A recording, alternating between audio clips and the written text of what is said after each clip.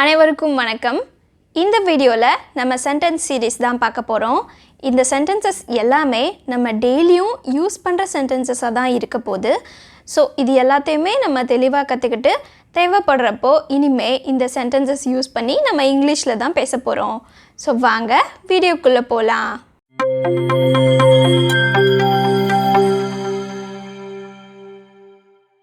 Could you speak a little bit slower? நீங்கள் கொஞ்சம் மெதுவாக பேச முடியுமா? இப்போது யாராவது நம்மக்கிட்ட பேசுகிறாங்க, ரொம்ப ஸ்பீடாக பேசுகிறாங்கன்னு வச்சுக்கோங்க. அப்போ நம்மளுக்கு புரியலை என்ன பேசுகிறாங்கன்னு. அப்போ நம்ம இந்த சென்டென்ஸை சொல்லலாம், கொஞ்சம் மெதுவாக பேச முடியுமா அப்படின்னு சொல்கிறப்போ could you speak a little bit slower?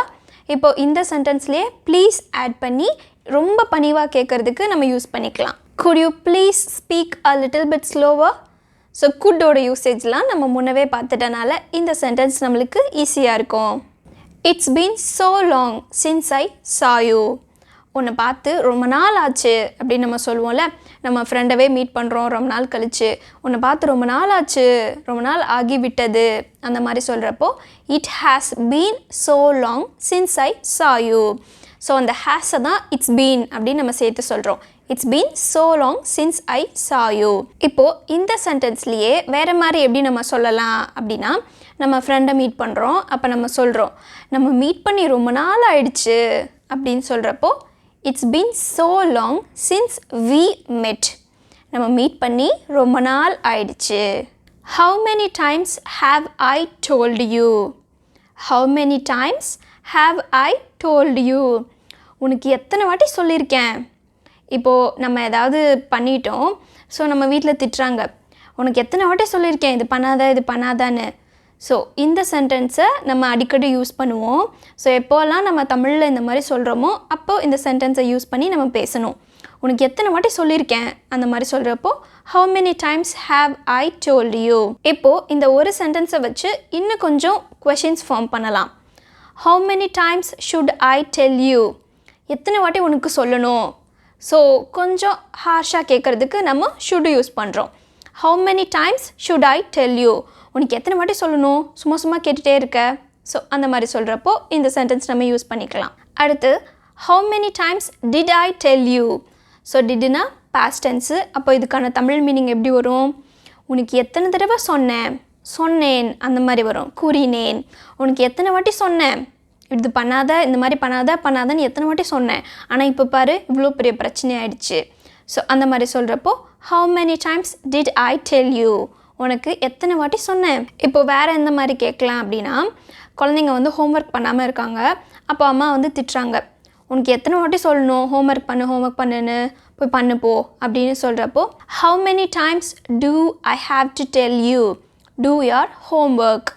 எத்தனை வாட்டி உனக்கு சொல்லணும் போய் ஹோம்ஒர்க் பண்ணு அப்படின்னு சொல்கிறப்போ இந்த சென்டென்ஸ் நம்ம யூஸ் பண்ணிக்கலாம். how many times have I told you not to do that? அதை பண்ணாதன்னு எத்தனை வாட்டி சொல்லியிருக்கேன் அந்த மாதிரி சொல்கிறப்போ இந்த சென்டென்ஸ் யூஸ் பண்ணிக்கலாம். how many times have I told you to clean your room? ரூமை க்ளீன் பண்ணின்னு எத்தனை வாட்டி சொல்லியிருக்கேன், நீ கேட்கவே மாட்டேங்கிற. ஸோ அந்த மாதிரி சொல்கிறப்போ இந்த சென்டென்சஸ் நம்ம யூஸ் பண்ணிக்கலாம். இப்போது அடுத்து இதை பேஸ் பண்ணியே வேறு என்ன சென்டென்ஸ் சொல்கிறோம் அப்படின்னா, யாராவது நம்மக்கிட்ட ஏதோ ஒரு விஷயத்தை பற்றி கேட்குறாங்க. அப்போ நம்ம சொல்கிறோம், இது நான் ஒரு 100 வாட்டி உனக்கு ஏற்கனவே சொல்லிட்டேன், ஆனால் திரும்ப நீ கேட்டுகிட்டே இருக்க அந்த மாதிரி சொல்கிறப்போ I have told you this 100 times already. நான் ஏற்கனவே 100 தடவை நான் உனக்கு சொல்லிட்டேன், சொல்லி விட்டேன். ஸோ இந்த மாதிரி வரப்போலாம் நம்ம ப்ரெசன்ட் பர்ஃபெக்ட்னு நல்லாவே தெரியும். ஸோ இந்த சென்டென்சஸ் எல்லாமே have to, should, present perfect, have இதை பேஸ் பண்ணி தான் இருக்குது. ஸோ இந்த யூசேஜஸ் எல்லாமே நம்ம முன்னவே லெசனில் பார்த்துட்டோம். ஸோ இது எல்லாமே ஈஸியாக இருக்கும்னு நினைக்கிறேன். இப்போது ஒரு சென்டென்ஸ் நான் சொல்கிறேன், அதுக்கான எக்ஸாம்பிள் சிச்சுவேஷன் நான் சொல்கிறேன்னு வச்சுக்கோங்க. அதை பேஸாக வச்சு வேறு எந்தெந்த சிச்சுவேஷன்ஸ்லலாம் நம்ம அந்த மாதிரி சென்டென்ஸை அப்ளை பண்ணி பேசலாம் அப்படிங்கிறத நீங்கள் தான் பார்த்துக்கணும். இப்போ வாங்க அடுத்த சென்டென்ஸ் என்னென்னு பார்க்கலாம். I felt like talking to you. உங்க கூட பேசணுன்னு தோணுச்சு. ஸோ ஃபீல் லைக் யூஸ் பண்ணி நம்ம லெசன் முன்னவே பார்த்துருக்கோம். ஸோ இந்த சென்டென்ஸ் நம்மளுக்கு ஈஸியாக இருக்கும். I felt likeன்னு பாஸ்டில் சொல்லியிருக்கோம், தோணுச்சு. இப்போ I feel like talking to you அப்படின்னா எனக்கு உங்ககிட்ட பேசணுன்னு தோன்றுகிறது அந்த மாதிரினா ப்ரெசண்ட்டில் வரும்.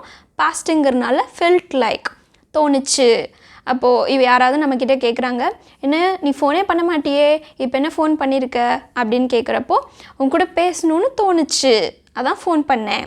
I felt like talking to you. I don't have any money. என்கிட்ட எந்த காசும் இல்லைடா.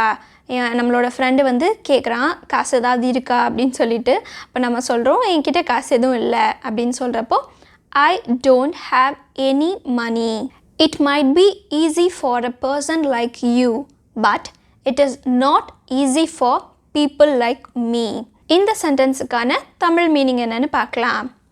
உன்ன மாதிரி ஆளுக்கு இது ஈஸியாக இருக்கலாம், ஆனால் என்ன மாதிரி ஆளுங்களுக்கு இது ஈஸி இல்லை. ஸோ மைட்டோட யூசேஜும் நம்ம முன்னவே பார்த்துருக்கோம். இப்போ இதுக்கான எக்ஸாம்பிள் சிச்சுவேஷன் எந்த இடத்துலலாம் நம்ம இந்த மாதிரி சென்டென்ஸை யூஸ் பண்ணலாம் அப்படின்னு பார்க்கலாம். இப்போ ஃப்ரெண்ட்ஸ் இருக்காங்க, ஒரு பையன் ரொம்ப பணக்கார பையன், இன்னொருத்தவங்க நம்மளை மாதிரி இருக்காங்க. ஸோ அந்த ஃப்ரெண்ட்ஸுக்குள்ளே ஏதோ பிரச்சனை நடந்திருக்கு. அப்போ இந்த பணக்கார பையன் என்ன சொல்கிறான் அப்படின்னா, இந்த விஷயத்துக்கெலாம் ஏன் போய் நீ இவ்வளோ ஃபீல் பண்ணிகிட்டு இருக்க, இது ரொம்ப சாதாரணமான விஷயம், ஸோ இதுக்கெல்லாம் ரொம்ப ஃபீல் பண்ணாத அப்படின்னு சொல்கிறப்போ இவன் சொல்கிறான், உனக்கு வேணாம், உன்ன மாதிரி ஆளுக்கு வேணால் இது ஈஸியாக இருக்கலாம், பட் எங்களை மாதிரி ஆளுங்களுக்கு இது அவ்வளோ ஈஸி இல்லை, அந்த மாதிரி சொல்கிறப்போ இந்த சென்டென்ஸ் யூஸ் பண்ணிக்கலாம். இதே மாதிரி நீட் எக்ஸாமை நம்ம ஒரு எக்ஸாம்பிளாக எடுத்துக்கலாம். இப்போ நிறையா காசு இருக்கவங்க காசு கொடுத்து கோச்சிங் கிளாஸ் போயிடுவாங்க, அது வந்து அவங்களுக்கு ஈஸி. ஆனால் நம்மள மாதிரி ஆளுங்களுக்கு இவ்வளோ காசு கொடுத்து கோச்சிங் கிளாஸ்லாம் போக முடியாது. ஸோ அந்த சிச்சுவேஷனில் இந்த சென்டென்ஸை நம்ம யூஸ் பண்ணிக்கலாம். It might be easy for a person like you, but it is not easy for people like me. I would like to give you something for fulfilling my wish.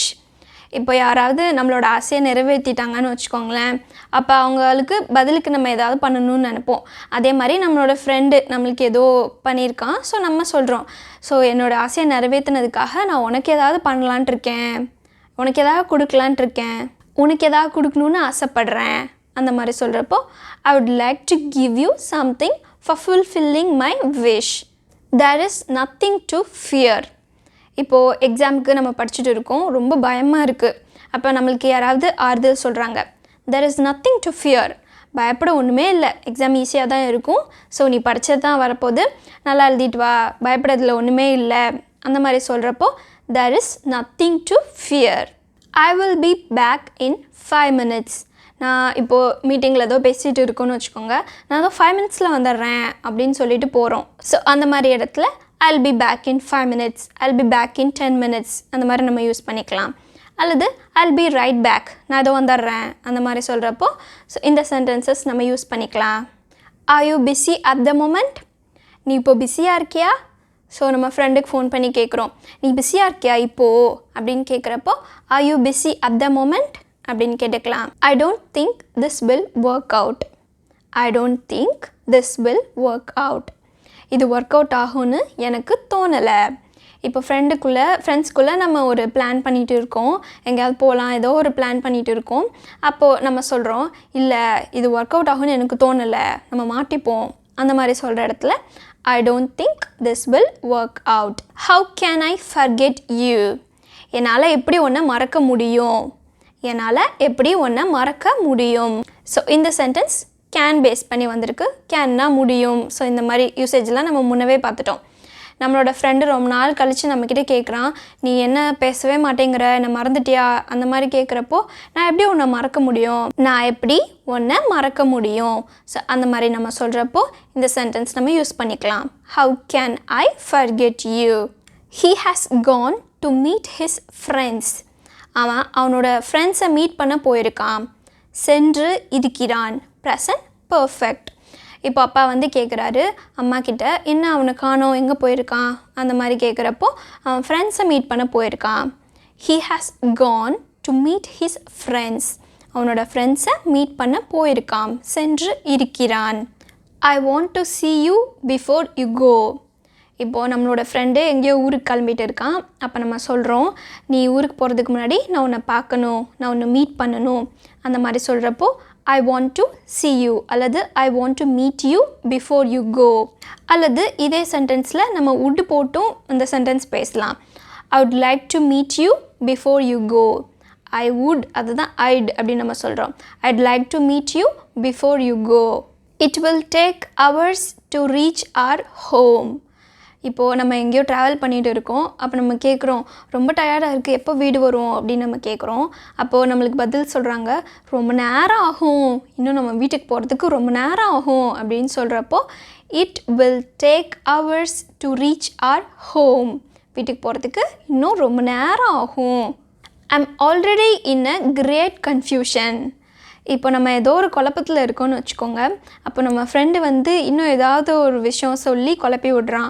அப்போ நம்ம சொல்கிறோம், நான் ஏற்கனவே பெரிய குழப்பத்தில் இருக்கேன், ஏன்டா நீ வேற அந்த மாதிரி சொல்கிறப்போ I'm already in a great confusion.